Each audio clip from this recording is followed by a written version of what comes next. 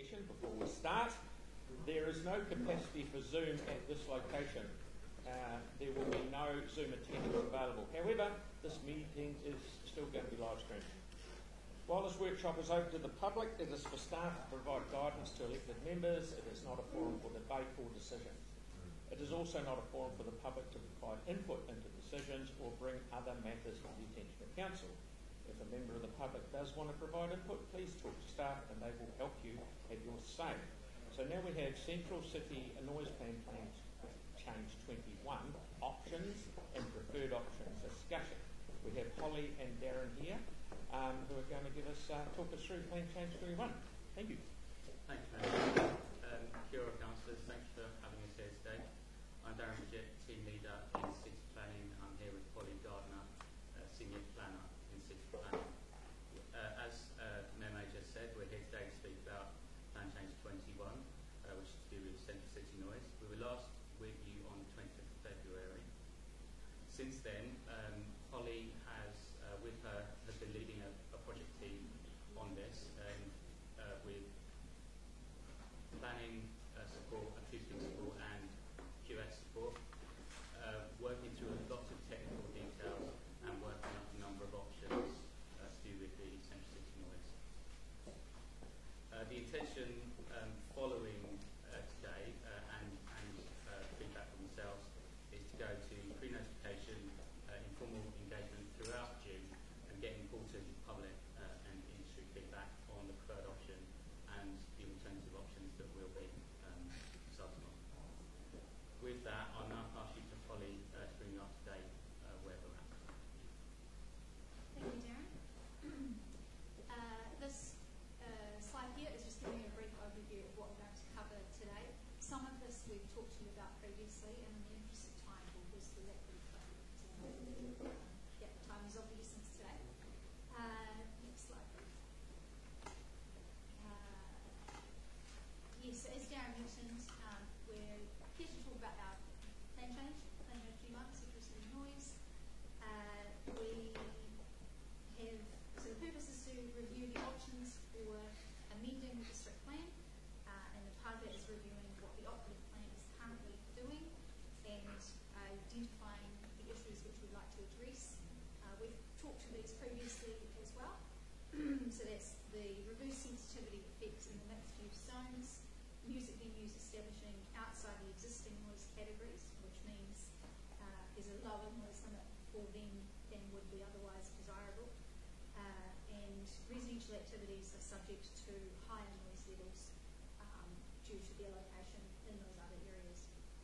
We have a statutory process to follow under the Resource Management Act, and this is just a brief summary, which I've shown you previously as well, of the overall process that we need to go through. The red arrow here is just indicating where we're at now. That is, we're about to start our pre-notification engagement, and that is a part of the process where we can find out what the community thinks of those initial options that we're putting forward. Next slide. And similar to the previous slide, this is just a brief timeline. Now, informal public engagement will take place in June, and then we'll go away using the feedback that we gathered from that engagement period to review our options, make further changes, and prepare for notification, which would be, we'll come back to you in September for that notification decision. This is where it gets a little bit technical, so do bear with me. There's a few key terms here that I just thought it was worth stepping you through. First one is decibels, that's how we measure our noise. The table on the right here is just showing an example of what kinds of noise produce what kind of level of noise. For example, you have a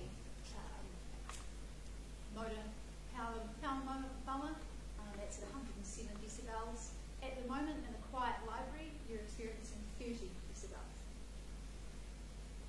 The noise in the district plan is measured two ways. The first thing, the LAEQ, which is an average. Often that's over a 15-minute period, rather than an LA max, which is at a certain point of time, what's your noise level, and the plan sets that as a maximum level that you can produce. Some of this we will actually provide as further detail in the email as well, so don't feel like you have to take it all in one key concept to explain is the way we look at noise insulation. The pictures here are an attempt to convey what we mean by those terms. The first is an external to internal noise reduction. What that means is the plan usually specifies, for example, 35 decibels as noise reduction for the facade of a building. And as the top picture is demonstrating, you have a high level of noise outside, your facade has your acoustic insulation, and it's designed to reduce the amount of noise that you experience inside. And so the noise insulation plan is saying, for example, you need a external to internal noise reduction of 35 decibels.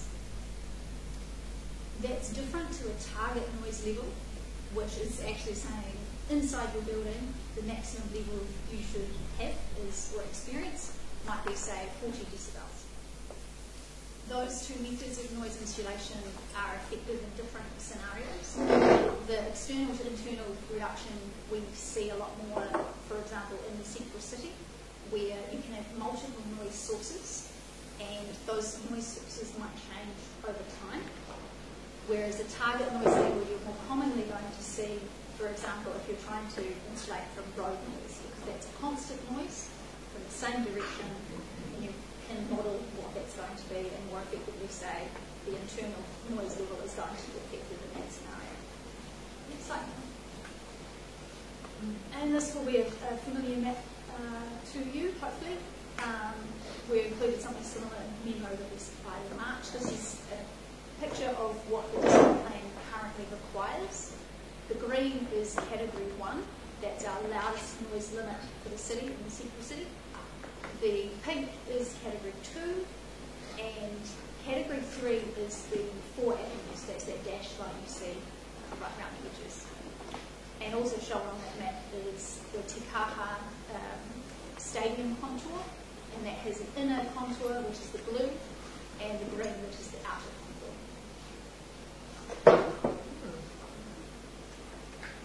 And this table here is just showing what the current noise limits are in the central city. We have the category 1 being the loudest, which allows 60 as an LA average all day. Category 2, which is range there, and category 3 down the bottom. Next slide.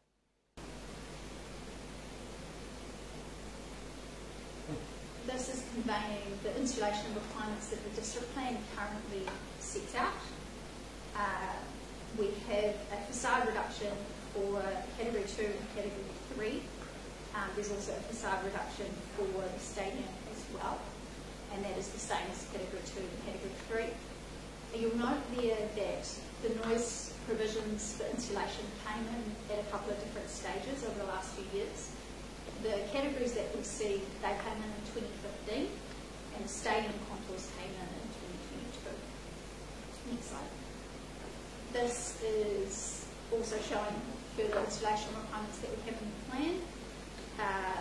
Again, these ones came in 2015. The key difference here is the road noise, which is required within 40 metres of arterial roads, main distributed roads and local roads. And that one has an option of internal to external or a noise level, and that's just what's in the current plan now, which we're looking to address as part of the plan page. Next. As our part of our early investigative work, we've looked at where residential activity is currently situated across the city. This is a high-level indication of what's happening. The data used for this is updated sporadically, so very much an indication. Blue being everything that was in before 2015, red between 2015 and 2021, green being after 2022. So, and this is just a quick summary of issues that we've identified. Reverse sensitivity, which I mentioned before, the noise limits, which are seen as too restrictive, particularly in areas which are developed organically as nightlife spots. And across the plan, those insulation requirements. There are noise standards for mechanical ventilation, so if you choose to provide ventilation, there's a noise limit that is set. but that is a choice you have, which means if it's a hot summer's day, open your windows, but that insulation is not as effective, and that's something we're looking to address as part of the plan change as well. We've looked a little bit at what happens in other cities across New Zealand. You'll note here, I think it's quite interesting to note, the noise limits across other central cities is pretty similar to what we have for our current Category 1. The key difference is that for somewhere like Auckland, the 60 dB average noise limit applies to the whole city centre zone. For example, that extends from Britomart right up to Parakihi Road. Whereas our Category 1, you might recall from that map I showed earlier, is quite a small block, including the area of what used to be Salt Square. And that's something that we've really considered in our options. Next slide. Moving ahead to, I think, really what we're all here for today, which is what are the options that we're thinking about and what's our preferred option. Key thing I want to stress here is that in all of the options we've considered, the insulation requirements for the stadium will remain in place. We're not proposing to change them. The stadium noise limits and their events, all of those settings we're not touching. Just want to briefly note that the memo which we sent out in March, that did note the stadium opening, and it was incorrect. So the stadium remains on track, opening in April next year, and is on budget as well. Now, options. The first option here is keeping everything the same. We'll just continue with the status quo. This option is not preferred, as it does not adequately support the development of music and hospitality venues across the city. It's providing limited options for new music and hospitality venues to establish outside the Category 1 areas. And conflicts are likely to arise in areas where music venues have established in close proximity to, say, residential activities. This would retain the existing approach for road noise insulation as well, which, as I mentioned, there's a few issues with that too. Option 2.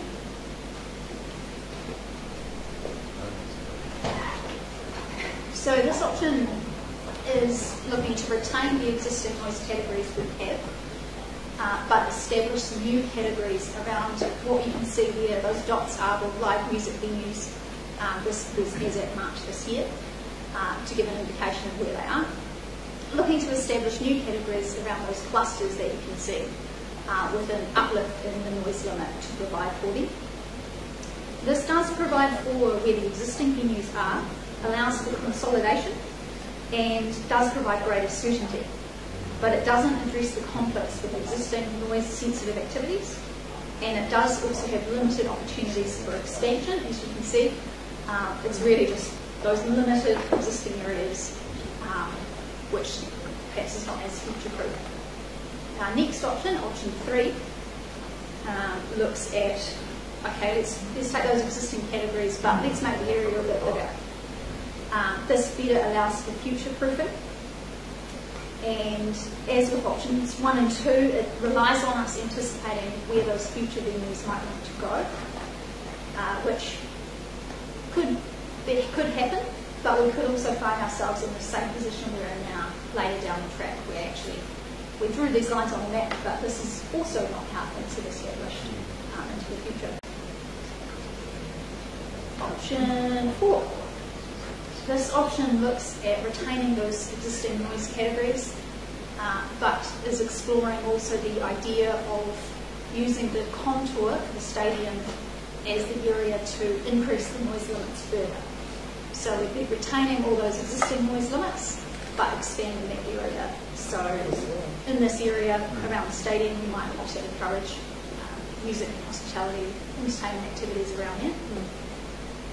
It would provide a hub for new activities to establish, but again, it doesn't address those existing issues that we have concerns about, nor is it providing for existing established venues that have been established in other areas, say that other area to the southwest on St. Asaph Street there. And it also assumes that this area is in the right place. Option 5. And this is really saying, let's just make that noise limit area right around the 4 avenues. It's providing for the greatest flexibility, but this could have adverse impacts on health and well-being of residents as well, because it's not as finished as those other options, which are more connected to spatial areas. Option 6. So we've taken, yes, the more flexible approach to the 4 avenues, but then said, let's do away with those noise categories and look at using zone boundaries instead. This also provides greater flexibility. New venues would not incur costs associated with noise insulation if they're in those commercially focused areas, for example, the city centre zone, which is a more diverse area. But it, again, doesn't address those current issues where venues established outside Category 1, they're not as well-focused for music venues providing for them. Right, on to what we're all here for. The preferred option that we've landed on. This option is looking to provide increased noise limits in areas across the city where we currently have noise insulation required in the district plan. The orange area is where we look to lift the noise limit there to 65. That's decibels in the average LAEQ. What this means is we're taking advantage of what the plan already requires, and our expert advice has told us that those existing insulation requirements are able to accommodate this proposed increase in the noise limit. The map here is a first cut, so this is a first look at, okay, where are these insulation requirements located? What would it look like if we took advantage of those? And through the engagement period and further investigation, we may find some of these areas we might want to tweak those boundaries a bit further. Did you say you might be able to, what's the last bit? Finish those boundaries. So if you go back to that map, John, for example, already the commercial zones require noise insulation for bedrooms. What this map is encompassing is the city centre zone, central city mixed use, and south frame zones. There are some pockets of commercial zoning to the northeast, so in that area, particularly around between Manchester and the Duras, north of Salisbury. And we've already said actually that's possibly not appropriate because of its proximity to residential. What we would be also looking to do is looking at this map aligned with the map I showed earlier of where residential is. There may be some further areas where we think they could be particularly vulnerable because of when the insulation went in. So if you might recall from that map, the vast majority of the residential zone area was established before 2015, and in those cases the insulation requirements were mapped. They went into plan when those grounds were built. So it's that sort of exercise to really make sure that those boundaries are correct, and that's part of our engagement as well as finding out from the community. This is what we think, this is where we're thinking we're sitting, but have we got this right? What do we think are the other areas that might be more appropriate for noise limits or for a lower noise limit? This is just a first starting point for our engagement.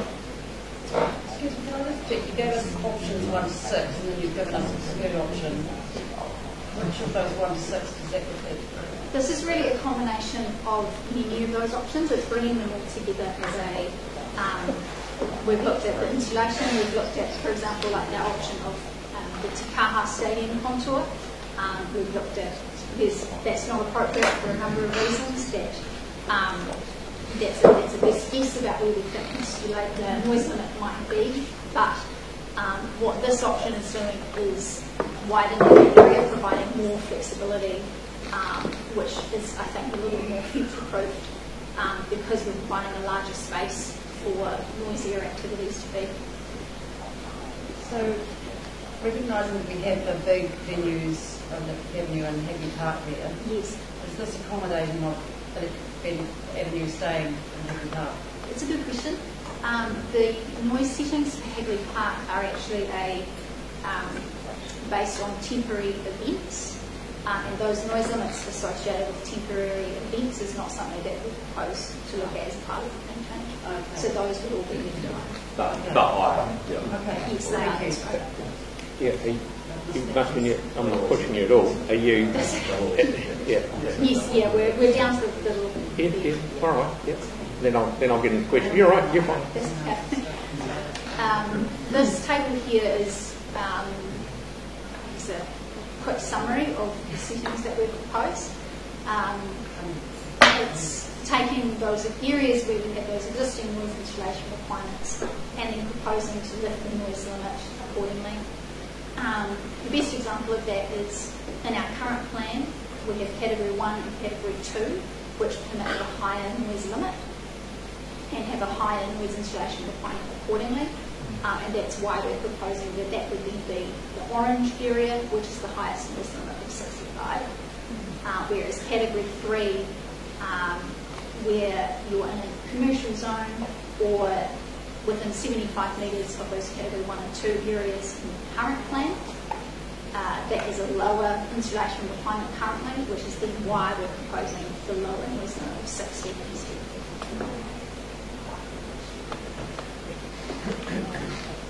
And this is looking at the noise insulation settings themselves. We're not proposing to change what's currently required in the plan. The only thing we're suggesting to add is mechanical ventilation requirements because of what I mentioned before that if you don't require mechanical ventilation on a hot day, the insulation that the house provides is not going to be as effective as you've got the window open. And for the road noise insulation, we're looking to instead specify a target noise insulation level rather than the current plan gives you an option of both a target noise level and an external to internal noise reduction. So we're saying actually those two options is not as effective as the target noise level. This is the key thing here is that approach is consistent with the rule that came in with Plan Change 5E, which updated the rule outside the central city. So with road noise in the central city, we're simply looking to bring that as a consistent approach across in the central city as well. Key benefits of the proposed option is that it's providing greater flexibility for venues. The increased noise limit allows for the vibrant central city and providing for nighttime economy. The existing noise insulation requirements are sufficient to allow for the increased noise limit with proposed in this preferred option. Key costs are that the insulation for sensitive activities is not increasing because we're keeping it the same, but there is a trade-off here that existing sensitive activities that have some insulation will be provided for, but there may be those, like I mentioned, established before 2015 that could be subject to more noise. And a key thing to note is that conflicts are still likely to occur where the noise limit is applied to an area that was lower before. Overall, we think the balance between noise limits and insulation requirements is reflected in this option and is the nature of what is to be expected in a mixed-use city centre environment.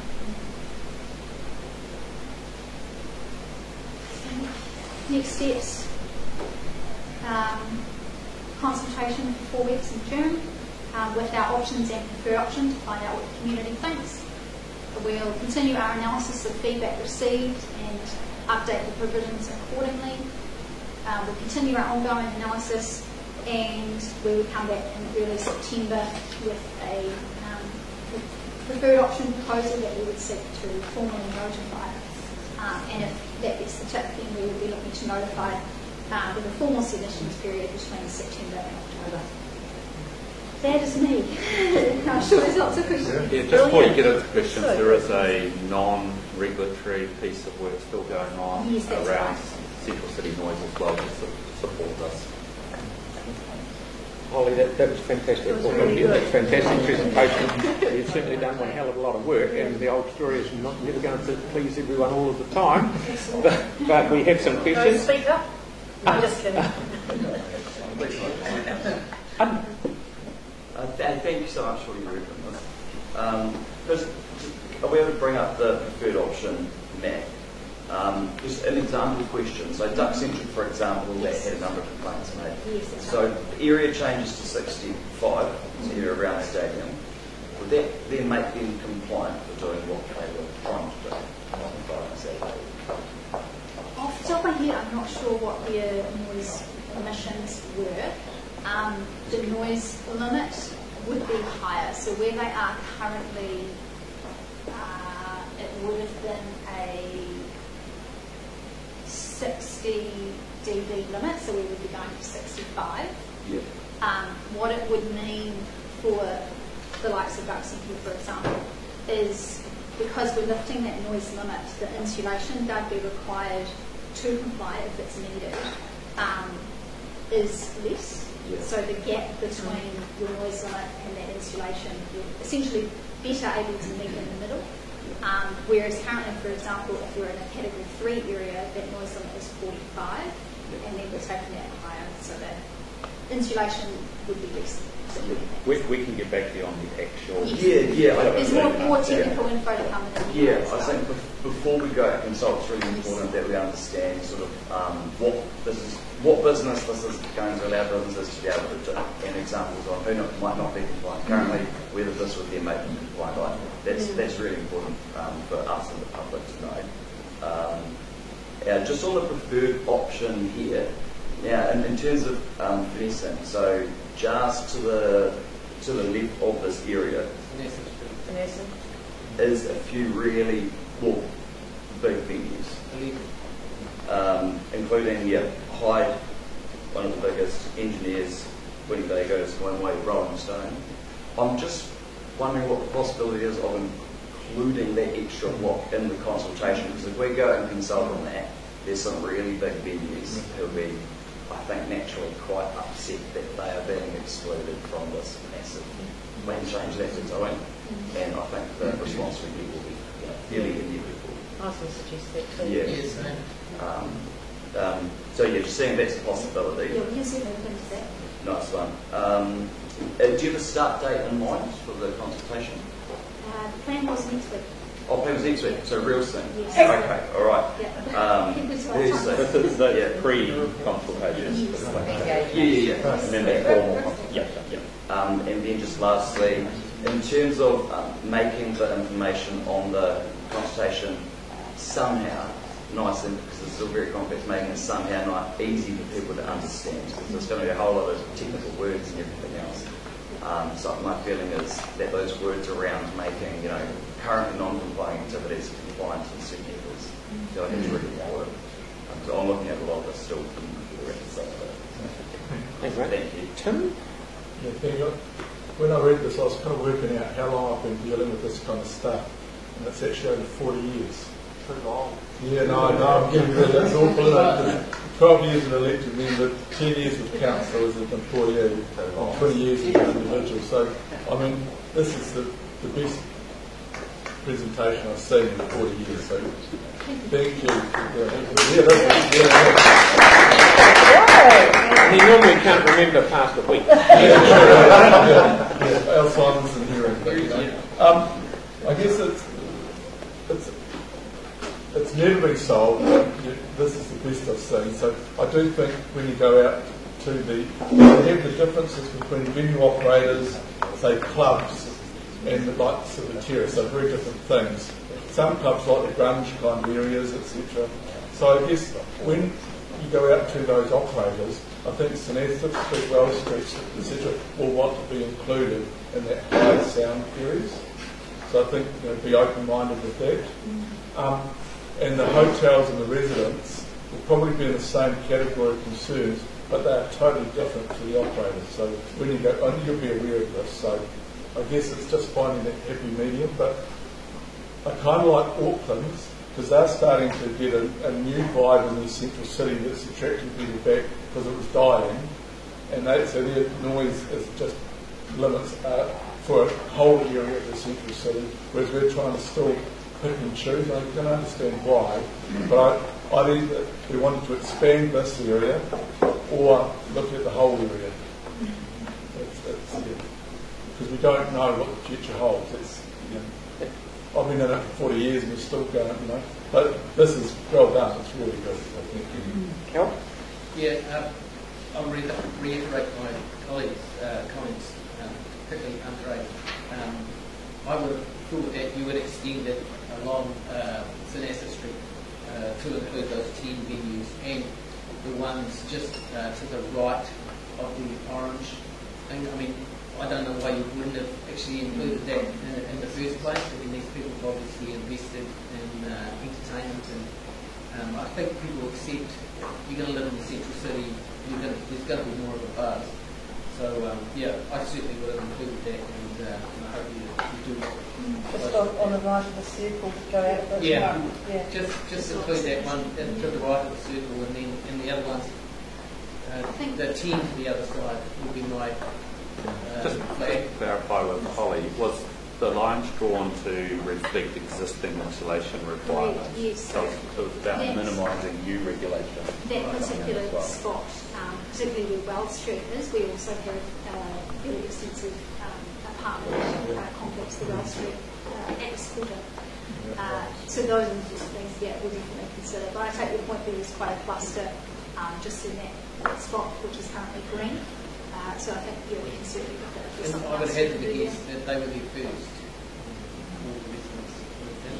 Yeah, so let's go for reasons. Thank you, Cal. To me, that takes priority. Vic, Tyler, Sarah.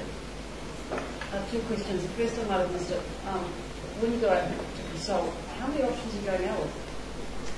The plan was to put forward these options as they are. So this is all part of when we do a plan change, we look at a number of different options and consider what might be appropriate, what's the best fit. I think as they're presented here, there is a lot to it, but it is degrees of very similar options. So we've gone from status quo, which is really that's what's existing now. So while it's an option, it's what do we do if we do nothing? And then the other options are really iterations of a number of different types. Feedback we get is that often is that our consultations are overcomplicated. My gut is that with 7 options here, it's probably too many. I don't know what anyone else in the room thinks about that, but that's why I agree with that. I think we can definitely discuss how to manage that with the engagement. Do you want to simplify it? Be my preference. That's absolutely. And then my second one is at a high level. One of our strategic objectives is getting more people living in the city. I know we want a vibrant nightlife, but getting more people living, working in the city.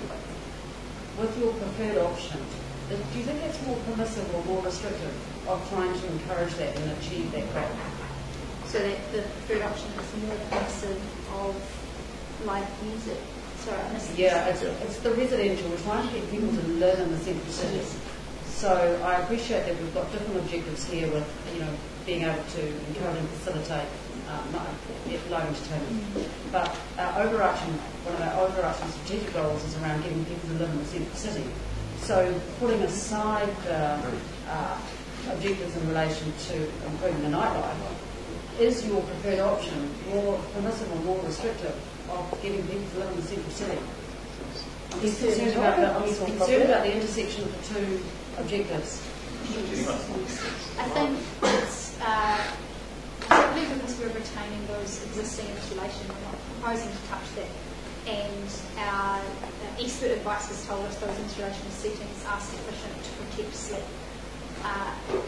While it appears that the central city would become noisier because of that the lines are drawn differently, really it's trying to find that balance between the two. So I think it's more permissive of hospitality, providing more options for them.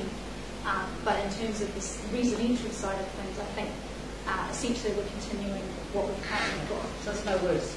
Yeah. But we can provide more information. So where noise is being increased, there's going to be insulation as the mitigation. There's a whole range of, as you said, a whole range of options, and it kind of covers both extremes.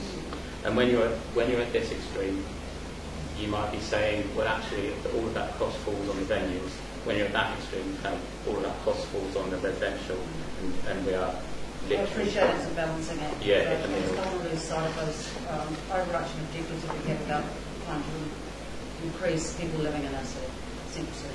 Yeah, I agree. Good. Mine was very similar to this. But the question I've got is around external facades and also balconies. So there'll be no restrictions in being able to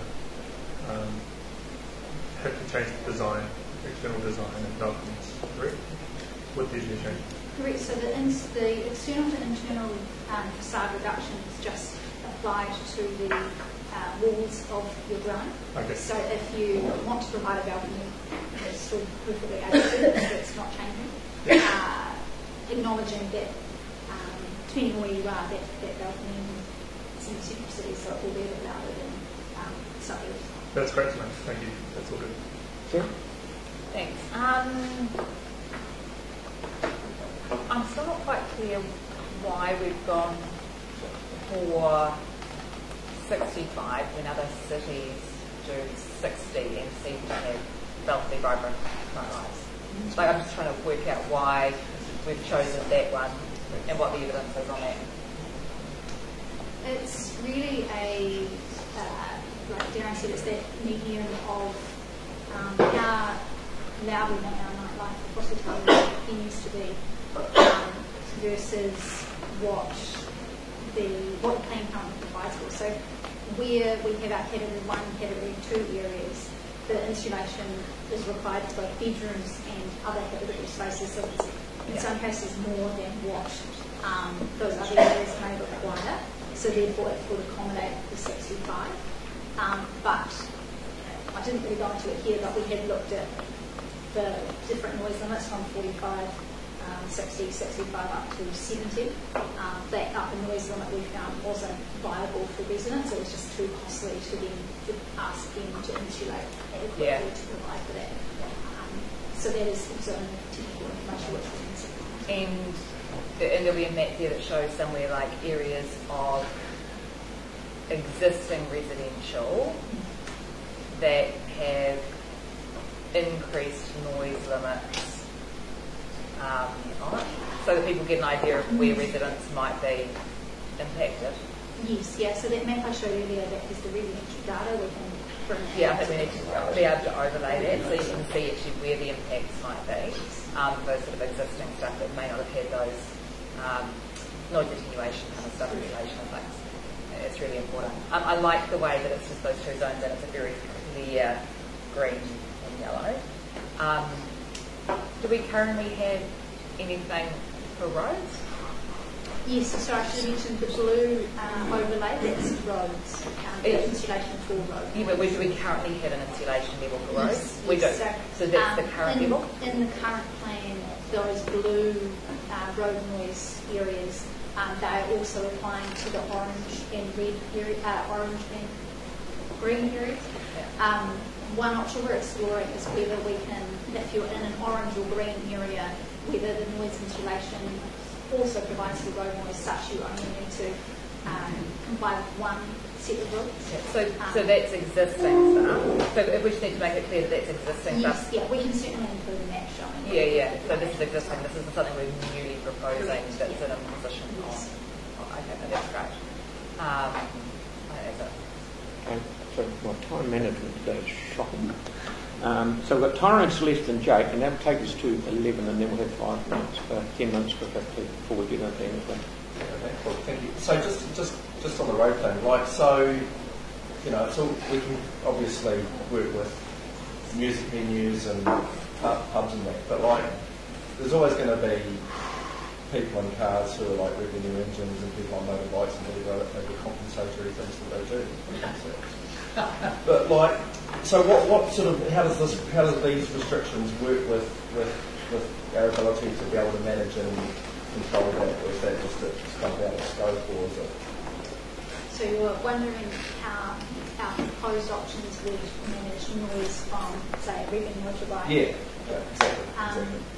nice reflecting back. I can That was really make sure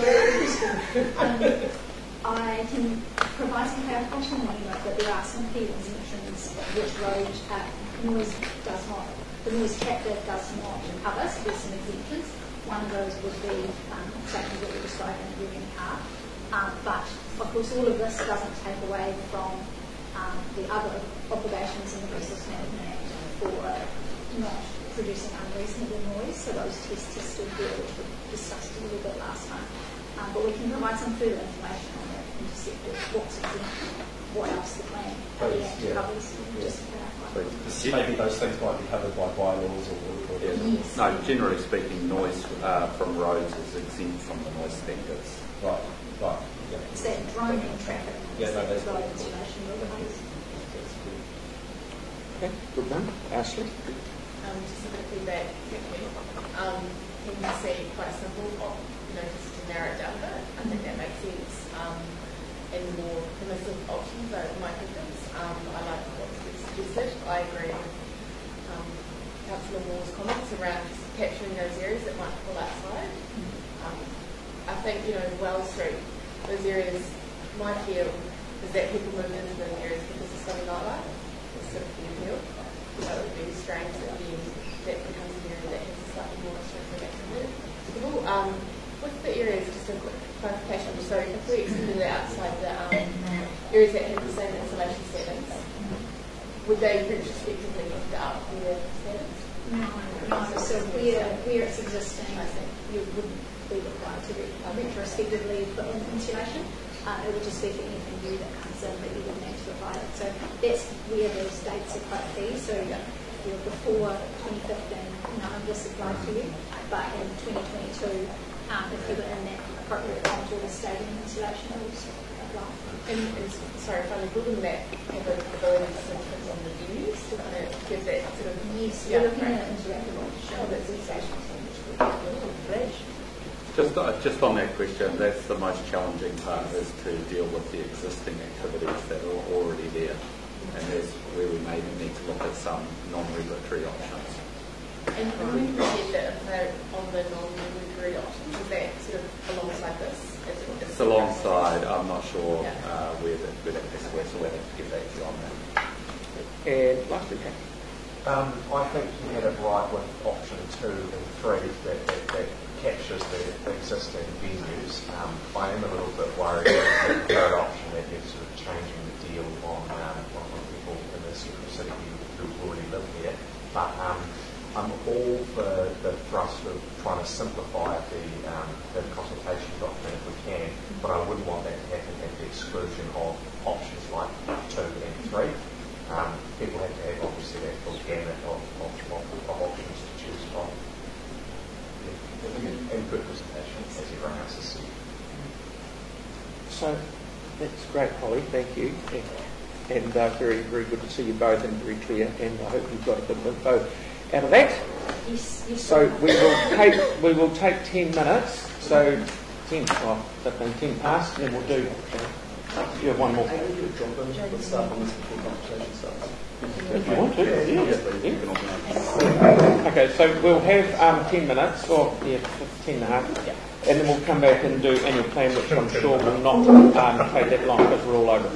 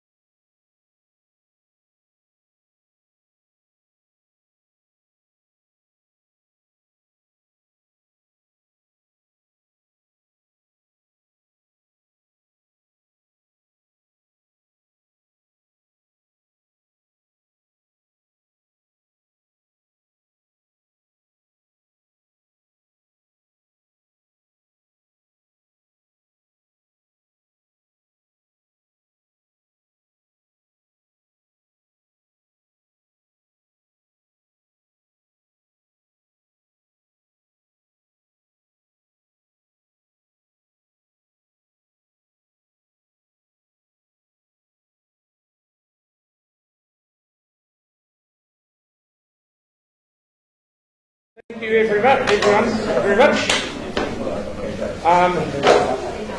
We've got, who have we got? Yep, the team. And we will now do a little update on the annual plan workshop. I can't, we've got an hour and a half, an hour for it. I can't see it taking that long, but carry on. Thank you, Your Worship, and the Kōtara councillors. And look, so this follows on from yesterday's workshop. It's a relatively brief update, which Bruce will go through, showing what's the update from the guidance we received, and then a bit of an update on the process from here through to adoption in about 1 month's time. So, Bruce.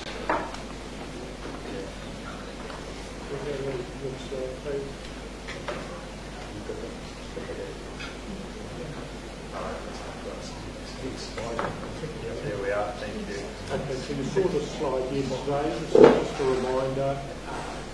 Draft annual plan 7.58. We reduced it slightly last Monday, and you gave us some direction last Thursday to get us down to yesterday's starting point of 7.77.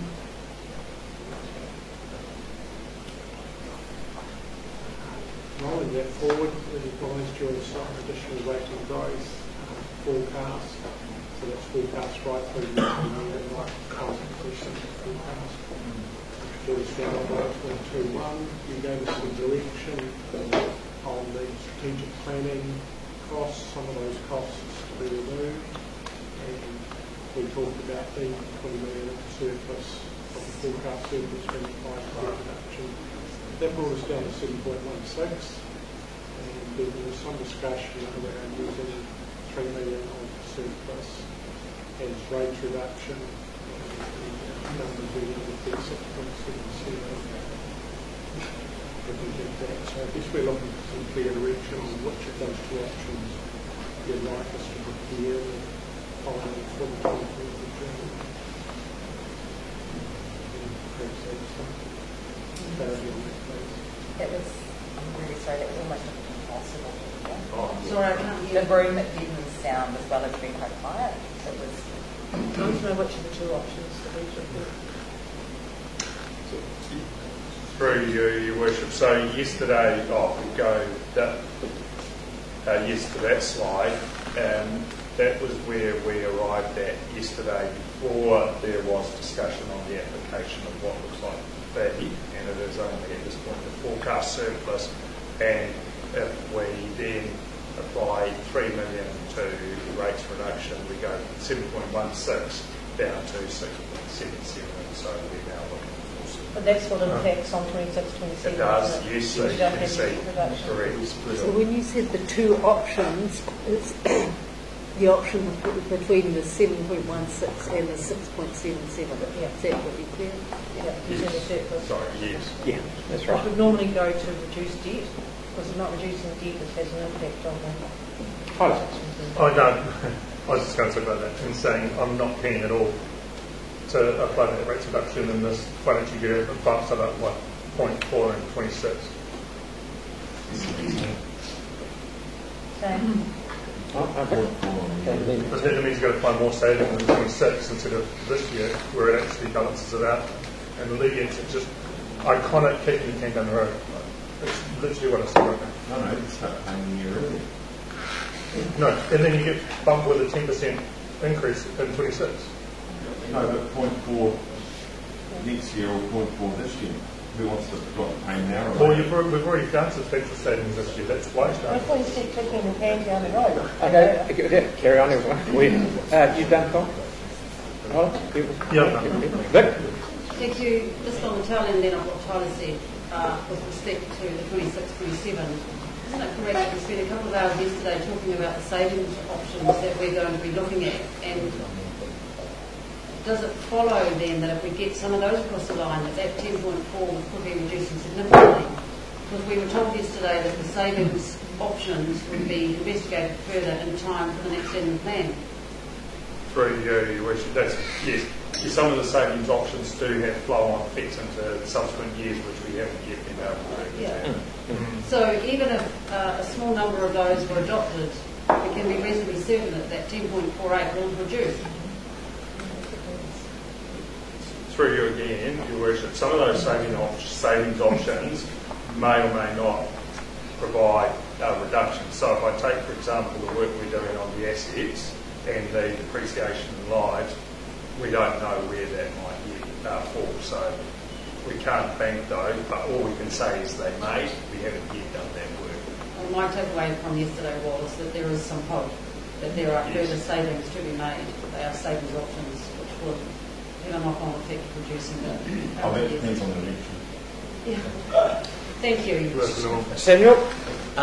Yeah, thank you for this. I agree with the 6.6, and I actually thought that's where we got to yesterday. So it's good to see the two options, but the general, I mean, I suggested using 3 million of the 23 extra surplus, and I kind of took from the room it was kind of fine. I mean, Aaron was right in the sense of the rating for it, but like you say, we've got another annual thing to work through, and we're still paying down 20 million of debt from that surplus. I didn't get my way on, we would have used more of it this year to reduce that, but I thought, sorry, maybe I got it wrong, I thought the 3 million was a compromised position. Of the 23 surplus, we put 3 towards the rates reduction and 20 towards debt. Yeah, that's what we discussed. Yeah. Tara.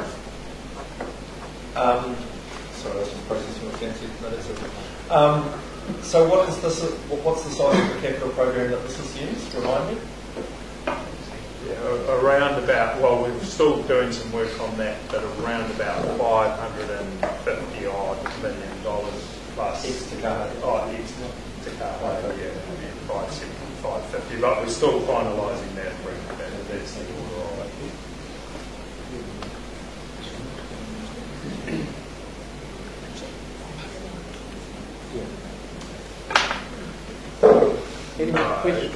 Any more questions, anyone? Okay. You get. There was a question from Councillor Donovan, which was about the factoring in the additional costs arising from events and so on. We're still working that through. Okay. Have you got any more to do with your presentation, or are you?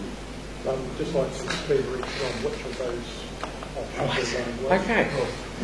So, what have we got in the right direction? The consensus is that isn't it something that can just be voted on properly with both options? I don't understand why we You guys have gone away and done what I felt we were talking about. You stated we had 23 million up our sleeve. We do 20 for debt reduction, which is the 0.22, which I thought was great. And the little bit that was left, we took off, like we said. So I think you've done exactly what we asked for yesterday. So and I guess people can bring amendments on the day, to change it if they want. That was what we did. Yeah, Tom? So to go off the bit in Victoria now, that was good that she raised that, was I'd feel a lot more happier and comfortable knowing that there's work being done to save for 26, 27, and maybe a scope or a percentile on what sort of ballpark savings there could be in line for the annual plan of 26, 27. Is it too complicated to say? I think it is a bit crystal ball going because we've got two things. We've got potential things coming forward for spending and potential savings. So it would be too difficult to get a ballpark figure. And interest rates come down, they may affect us by then, I don't know. Oh, sorry, I was just going to say, also, if you think about that capital program we've done, some of that has gone into that subsequent year, and we go back. The deferrals you're referring to? Yeah, and we haven't yet worked out what that effect is, but some of that capital work in itself may roll forward and so on. So, through you, Your Worship, to your question, there's probably a few too many moving parts for us to be able to give any real clarity on that 26, 27 figure. It is as it is at the present, but it will be subject to movement as we work through the process. Okay, then the last question is, in your experience, Peter, what's the kind of, how do I explain this? what's the kind of percentile that you've known in your experience to be able to cut down to? So, for example, we were at 10% in 24-25, we're at 10% in 23-23. You cut it down 4%. Is that a target that we're able to hit potentially? If we're at 10.4 right now, would there be potential to go down to 7% without cutting levels of service in 26-27? I'm just worried that this is going to be detrimental to the next annual plan. I can't, well, as the guy said, I can't give you a number, but what I would say is it's got to come from somewhere. Levels of service, or the capital program, or external funding from CCHL. Where that comes from is at the will of council, not really the will of staff. Cool. Karen? Peter, I wonder if you could refresh my memory what our starting point was at this time last year, what we thought this year. You mean at the start of the draft?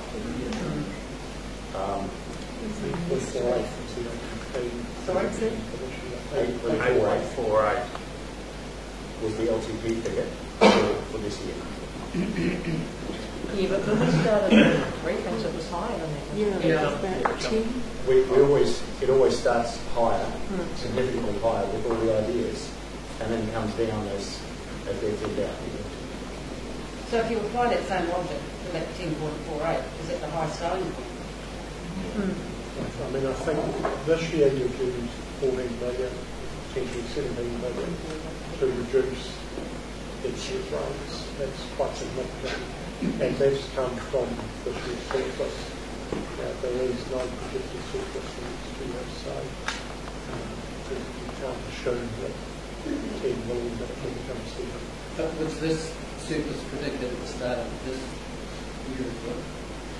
No, it wasn't. We always project a zero surplus to the start of the year. Celeste? My preference is to go for the operating surplus towards the rate production for the following year. I think there's a risk because we're talking about cutting costs, but we haven't anticipated, there are costs that we can't anticipate, like school fees that we've had this year. So we have something like this happening again next year, big bump, and then we have to make a big decrease following year. We just keep pushing it out. So I prefer a kind of a smoother path instead of hoping for the best. But I think we need to kind of not always cut it to the bone each year and then kind of push it out to the bottom year. So we might do that. Okay, Simon?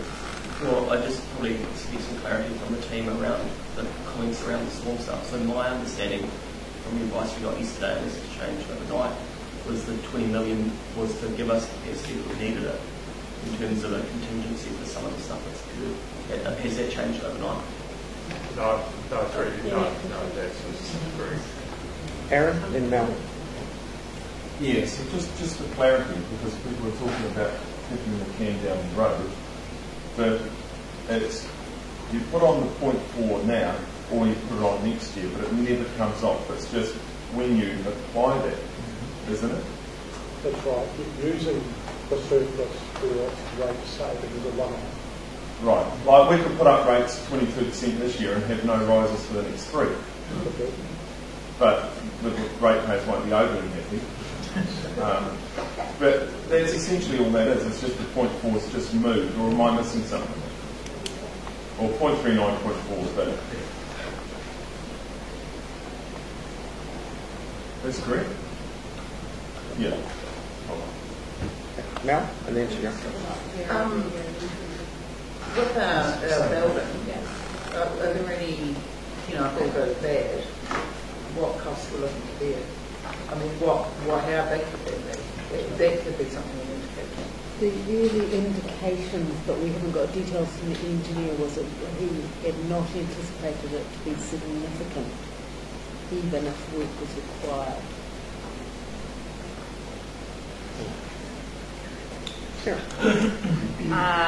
My feedback, what it's worth, is that I agree with Sam. It's a pragmatic compromise, and it's what we kind of looked at yesterday.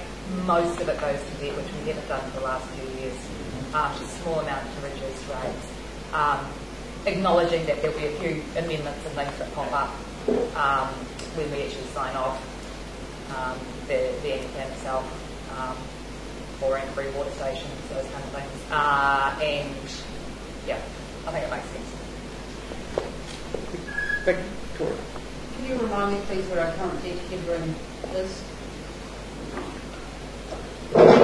Yes, through you broadly. So we have in the financial strategy self-imposed limit of about $600 million, but in actual fact, currently we have, it's over $1 billion at the moment. So the debt headroom is and that has been part of the strategy, has been to ensure that plenty of headroom. You've got the LGFA limit is 2.8 times operating revenue. We'd be a bit under 2. Yeah, a bit under 2. So we're well and truly inside. So as a finance professional and our CFO, with the level of comfort with where we're sitting and what that looks like? I think our advice, well, we don't give opinions, we give advice. I think it's quite important. It's an acceptable position for the council to say that's what they wish for us to bake in and for us to adopt. That is acceptable. What's our debt servicing every year? What's the cost of our debt servicing? Well, it runs at about at the moment, it's just a shade under 5%. Which is 100 and something million? Yeah, about, must be, well, I'd have to go back, but because there's a gross amount and then there's the net amount in terms of, because some of it is back to back with CCHL. So it's in the ballpark of 150 something like that would be a reasonable position.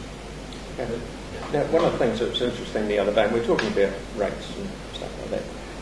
I talked to the head of CCHL, and he was saying to me that if they can get on top of that $440 million that we asked them to give us, which they did, we're allowed to, if he can attack that and get that down, because they've only been paying interest only on it ever since they got it, if that vanishes, he can give us $30 million a year more in dividend, because that's what it's costing them to service that bit of chunk.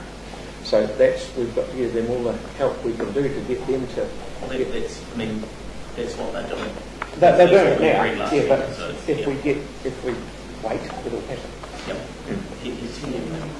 I'd like an extra 30 mil. That's right. They're keeping them, isn't it? Okay. Any more questions? Or you guys got more?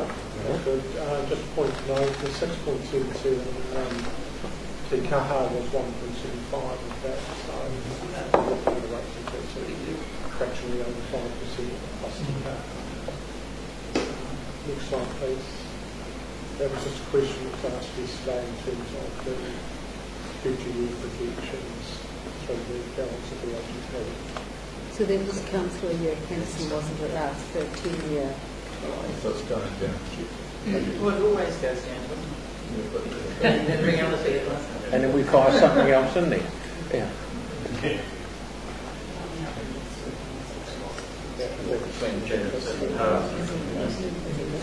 Get over that one.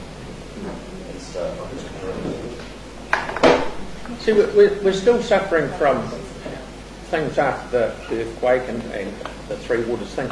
We've spent a lot of money, which is, I wouldn't say spare money, it's cost us the 140 odd million that we've had to put towards Parakiori, which that's finished, that doesn't happen again. We've spent millions on lowering a whole lot of drinking water wells and putting all those blue caps on it. That's finished, so we've got over that lump. We're just quietly getting over the lumps that we've got, and we'll get back to business as usual if we can get some of our debt down, and that's the next thing we'll be going to attack.